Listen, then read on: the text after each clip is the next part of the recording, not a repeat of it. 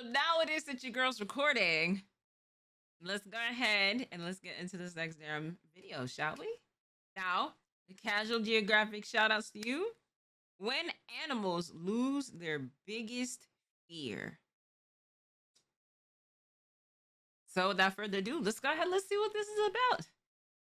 Let's see what this is about, y'all. Boom, bam, bop. Oh my god. Remember, if you think the government won't, they absolutely will. You remember that time the CIA tried to weaponize otters? To be fair, they tried it with a lot of animals, and when Central Intelligence initiated a program to basically turn animals into spies, otters were seen as the most qualified. And they're not wrong, pretty privilege aside, it's a highly intelligent, tube-shaped, tool-using, brush-stroking honey badger that is every bit the predator. Someone said, give him a fedora, he could do a lot for you. Let's make otter agents. Which led to the creation of the Otter Dossier. Side note, whatever they were planning apparently has something to do with MK Ultra. If you think they won't, the dossier highlights some otter flexes like being able to dive 60 feet and stay under more than 5 minutes, carry objects while swimming, and climb ladders. They also found that the aggressive Slinky can open zippers, turn on water taps, discreetly enter and exit boats, and even chew through a zinc sheet. I don't know how they found that. At one point they say, never take food from an otter or suffer severe mauling, and I just know the cost of that knowledge was some poor intern's fingers. Hey, listen. We may have something in common because it is. I like crab too. I too be eating crab. I don't go ahead and just murk it like that. I'll put it in a pot. I'll put it in a pot, and then once it's cooked, like to just give it a couple minutes to get, what I'm saying, get that nice little Old Bay seasoning on there, cook it up, and then I too will be the same way. You know what I mean? Hey, listen, you know. Seafood is seafood. Hey, you know what I'm saying? You eat fish, I eat fish.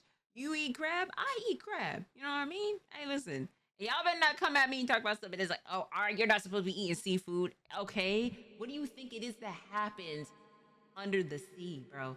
Fish eat fish every day. It's either you murk or you get murked. Okay? I'm about to go get me some fish right now and cook that motherfucker. What are we talking about?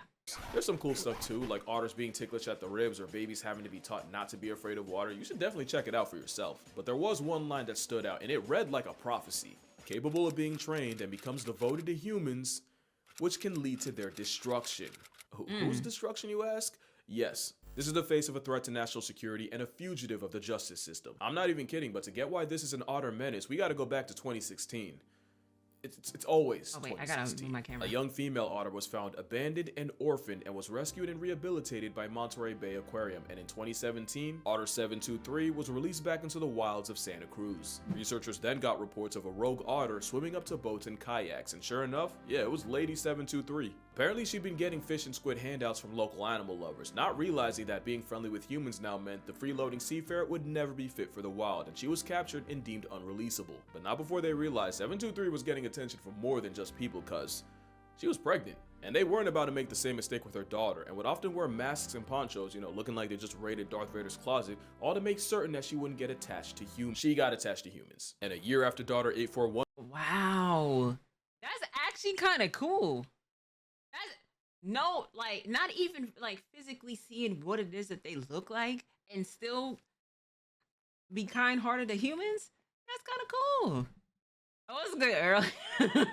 one was released, Monterey Bay started getting calls of a surfboard jacking otter. That's right, the same otter they tried so hard to keep away from humans was now going up to humans, and when I say board jacking, it's exactly what it sounds like, and before you think she's playing, that's not a bite of play, that's a bite of purpose. Remember the zinc sheet. So after multiple calls of people sacrificing their boards to this water weasel, officials decided to capture her, but fun fact, an animal recruiter for the CIA is harder to catch than a cold in the Kalahari. They tried to relocate her for months, but every time outlaw otter slipped away. She was on the run and swim, but she would have one more plot twist for everyone. Because after being MIA for a minute, 841 was spotted again, but this time with a pup. And because of that, officials gave up on trying to catch her and instead just tried to monitor the mother. Meaning, the board beef has been renewed for at least another generation. Jokes aside, this is a problem because you know the second she bites someone, 841's becoming a forever 404. And otter jaws are built to humble clams and sea urchins, so it probably wouldn't feel good to get clamped by one. Or 8. Damn, last September, a woman was jogging through Tanjung Park in Sabah, Malaysia, when she was jumped by a pack of river otters. Keep in mind, these are the same assault sausages that can game over a gator.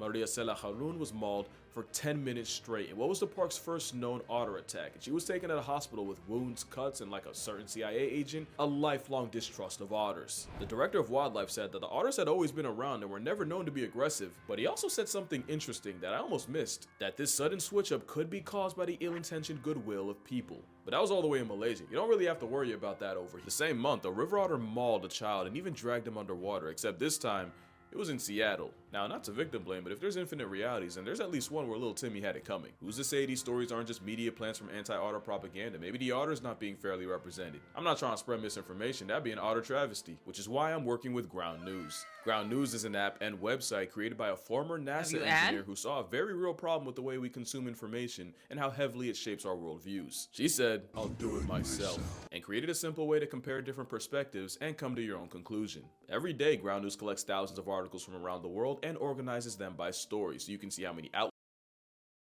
723 was raised by people, fed by people, and ultimately got too comfortable with people. Her daughter likely also got handouts from humans. And Maria Sela got jumped by an onslaught of otters in a park where people were likely already regularly feeding them. Now don't get me wrong, it's still a warmongering, waterproof Wolverine weaponizing the power of plurality. But it seems they don't really become a threat until they lose their fear of humans. You ever hear of human arrogance?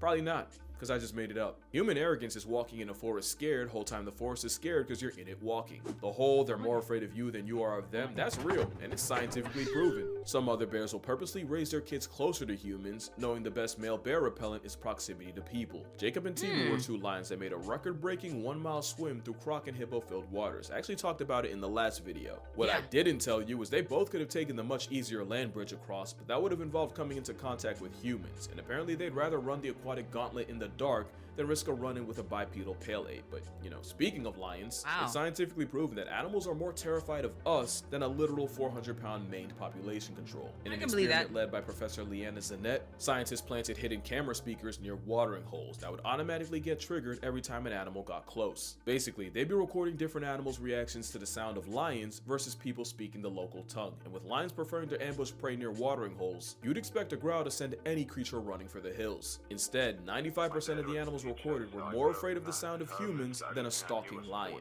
Animals that included giraffes, impala, kudu, leopards, and even chronic lion Chutoy the hyena packed it up faster when they heard humans. The only animal that didn't was the literal biggest one alive with toenails. Even during dry season, animals typically evacuated 40% faster hearing humans compared to if it was a hypothetical predator. Because to a majority of animals, we are the predator. But to me, the craziest part of the experiment was the reveal that animals were more fearful of people just speaking than the sounds of literal gunshots and hunting dogs. Meaning it's gotten to the point where people see the mere presence of a human more threatening than the sounds of someone actually getting put on a shirt. So you know when an animal has zero fear of humans, something is very wrong, and it usually only has one outcome, and no one showed that more than Freya. Freya was actually a walrus, famous for appearing in Oslo Fjord, Norway, several hundred miles south of where you'd expect a giant Arctic blubber ball. She was the first walrus in the Netherlands in 23 years, and pictures would go viral of her lounging on and sometimes sinking boats. And with her being friendly enough to approach people, the walrus would become a national and then international figure and was given her name. But you already know we can't have nice things. Freya didn't fear humans, and unfortunately the feeling was mutual, with crowds of people getting way too close to her, people trying to swim with her, and even at some point pelting stuff at her. Officials tried warning the public of, the health risks of playing with a 1,300-pound ship-retiring tusk seal, but even after Freya literally chased a woman into water, of course nobody listened. Officials were banking on Freya leaving on her own, but she didn't, and neither did her crowd. In fact, it only got worse. So the night of August 12, 2022, 4 government officials patrolled the marina with a rifle, and by sunrise, Freya was, Now, the situation's a lot more complicated than I just made it sound, so I do recommend checking out Kay Passionate's video on the matter. She's a friend of the channel, she actually works with walruses, and I feel like she's a little more qualified than, internet backwards hat guy. But if you're asking what I think, man, look, I want to see both sides, and I kind of do. Airdropping an aquatic animal, especially one the weight of a buffalo, especially when tranquilizing isn't even an option, is a lot harder than you think. There's a good chance to stress with a flatline Freya anyway. It would only take her bumping into a child once to turn both into a hashtag. But if you're really asking me, I don't think euthanasia should have been on the table. Anything would have been better. Like, worst comes to worst, hot take, if someone actively chooses to cozy up to a 1,000-pound half-evolved snow hippo and gets past tense in the process, you really can only charge it to Darwin. And I don't know if it's a sea puppy thing gone too far, but I do not know when people decided to stop taking seals and sea lions seriously. It's basically a rebranded beach bear. It really is like we went back to 2016 and Harambe'd ourselves all over again. And for being named after a Norse goddess, Freya got done nasty for a walrus whose only crime was trusting people. And now, all that's left of her is a statue named, fittingly, for our sins. So yeah, you probably couldn't tell, but the Freya stuff pissed me off, especially since Ain't no way. You murk her, but then you make a statue out of her. That kind of just pissed me off. That kind of just pissed me off there. Why, man? Why would you do that? Man. I swear we're about to do it again. Neil is a southern elephant seal that went viral for being an adorable menace to the people of Hobart, Tasmania. Neil's lore is his mom likely got lost, and instead of having him on Macquarie Island with a colony of other seals, instead he spawned nearly 1,000 miles away on the Tasman Peninsula. Two big problems: one, this meant Neil would be hardwired to return to the same beach on Salem Bay, and two, with a distinct lack of other seals, Neil would interact with anything that moved, including people, dogs, and even cars, which meant Neil had absolutely zero fear of people. One woman even had to call out of work after Neil fell asleep in front of her car and literally sealed her in her own house. And with Southern Elephant, Imagine explaining this to your job. Imagine like calling into work to just like, hi, I know it is I'm supposed to be coming into work and I was trying to make my way there, but I have to call out. Oh, I mean, are you sick or something? What's going on? Well, I have a walrus in front of my car. He fell asleep. I have no other way of me getting to work as of right now. Damn. Now you gotta get that walrus for your day's work of money it is you just lost. Like that's such an insane way to just be like, hey, like this happened. I can't come into work. You know, hilarious, bro.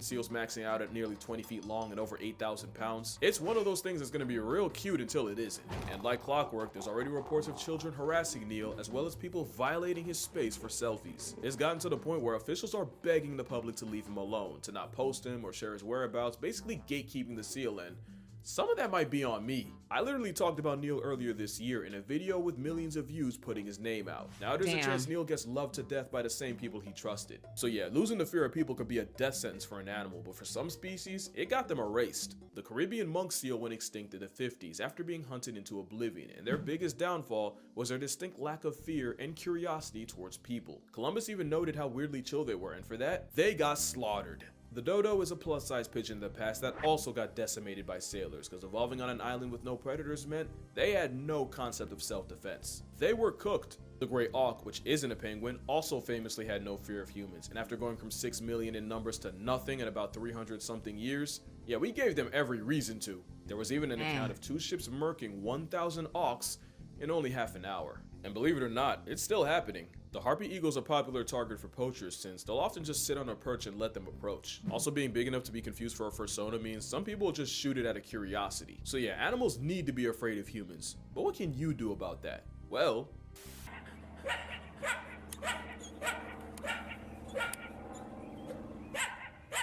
quick pop quiz. You're being stared down by a coyote. Should you A, make yourself look bigger, B, spray him with water, C, cause an absolute fucking scene, or D, put the fear of God in Wiley? Well, if you picked any one of these, you're wrong. It's actually E. Yes, you see, in college, hazing is something that gets fraternities shut down. In the wild, hazing is scaring an animal enough to factory reset its behavior and make it want to avoid anything human. Really? I was gonna say, hey, listen, you know, just turn back around and just go and just head on back home. That's the territory it is that, like I said, I ain't got nothing to do with me, you know? My fault, original gangster. Like, I wasn't familiar with your game. I'm gonna head this way. You know what I'm saying? I'm gonna feed you in a second, Shadow. Obviously, there are exceptions, like if the coyote's hurt, sick, or with kids, then you want to fall back because they might just call your bluff. It's not to hurt them, quite the opposite. Making them prejudiced towards people is the nicest thing you could do for them, because when you feed a wild animal, you're almost certainly marking them for death, and sometimes it's not just theirs. Okay, let's do this one last time. Baboons in Cape Town have gotten bold enough to mug women and children, break into houses, and even commit carjackings. And the most likely reason was tourists kept feeding baboons until not only they became habituated with people, after associating humans with food, they started demanding it. And like with 841, this is the other side of forgetting the fear of humans, and baboons might not even be the worst offenders. Macaques in India have been living alongside humans for centuries, and not only do they get the benefit of easy food, the monkeys are also revered in Hinduism. But then you had the same issue of expectations leading to aggression, except the monkeys took it a step further. These monkeys are master pickpockets that are smart enough to recognize items of value, snatch them, and then use them as ransom and negotiate. I'm cool. I'm cool. Yeah, I gotta understand that it's cute to give like a cat a treat, a dog a treat, rabbits, ducks, you know what I'm saying? Like something like that. But when you start going ahead and feeding different animals it is that you don't know like that, or you ain't been around to really understand the habits and stuff, it's a recipe for disaster. And especially, I've always told y'all this about with any of the primates, any of the monkeys, any description of that, is just when you start messing around with them with the super strength, then you don't know what it is that they're really capable of doing. I'm cool on that. I'm cool. I'm cool. We got little monkeys like that on like in Caribbean islands, and I don't be messing with them neither. They will literally go up to the tables, take up your drinks, take up your food right when you're right there. They have no essence of being scared of you at all. And if you run away or whatnot, it makes it even better for them because they can go ahead and feast off of what it is you was just eating. So as far as it is that I'm concerned, I'm good. Negotiating food is the only way you get your stuff back. I feed stray The cats smartest too. ones will even give I'm your the stuff cat back one at king. a time just to maximize profit. But brute force works too. In 2000, And you ain't about to give your stuff listen. back one at a time just to maximize profit. But brute This alone will have me being like, never mind, I'm cool. Do you see the teeth on this thing? Nah. Nope. Absolutely not. Absolutely not. Just seeing the picture of this by itself is just like, yeah, nah, I'm cool. Nah. My fault. Brute force works too. In 2007, the mayor of Delhi was attacked by a group of monkeys and pushed off his terrorist to his death. Ironically, the only thing the macaques are afraid of is an even bigger monkey called a langur, and since owning them as pets is illegal, yep, your eyes are correct. Delhi's parliament actually hired men to cosplay as giant marauding monkeys to scare the real monkeys straight. So That's gotta be racist. That's no, that's gotta be racist. There's something in the lines of there that I'm just, no, racist. That monkey looks racist. Absolutely, yes. Yeah, nah, I'm cool. yeah, I'll die on the hill that feeding wild animals is killing them softly, and I would know, because I did it once. When I was 10, I started feeding squirrels at a local park, and there was one in particular that really appreciated it, to the point where he'd come up to me even when I was empty-handed. I either named him Tyler or Tyrone, I genuinely don't remember. Not to give him a black one day name. Ty just would not stop following me. No matter where or how far I went, this rodent panhandler was on me like a homing pigeon. It was to the point where he was following me all the way home, and I wasn't allowed to have pets, and I damn sure wasn't allowed to bring pretty privileged rats off the streets, so what did I do? I took a nut, launched it, it bounced off a reservoir. I live next to a reservoir, by the way. It landed in the street, my guy Ty followed, and as you can guess, the story ended with one less squirrel. I was not okay for a while. And don't worry, I get my karma later in life when I got jumped by a pack of squirrels in the middle of New York for half a peanut butter sandwich. And yes, every word of that was true. Like an idiot, I fed one, one turned to two, two became six, six spawned 12, and that is unironically the most I've ever been afraid of 12. So what's the moral here? What can be killed with hate can also be smothered by love, that animals are best appreciated from a distance, that the CIA created weapons of utter destruction. Nah. How about leave these seals the fuck alone? But yeah, that's gonna do it for this video. Drink water, hug your mother, touch grass, call your brother. If something happens to Neil, I'ma really show y'all a crash out. And I'ma see y'all in the next one. Don't worry, she's okay.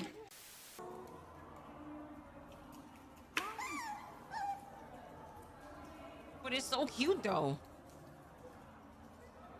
It's so adorable. It's so cute. It's so cute. It's so cute. Why a threat when it's so cute? This how I feel about with big cats. You know what I'm saying? Like jaguars and like leopards and you know what I mean? I be looking at them like look at how cute they look. Well, you're such a threat, but why are you so adorable? Why are you so cute? Oh my goodness. That'll do it for the video. Casual. Thank you so much. Shout outs to y'all in the chat.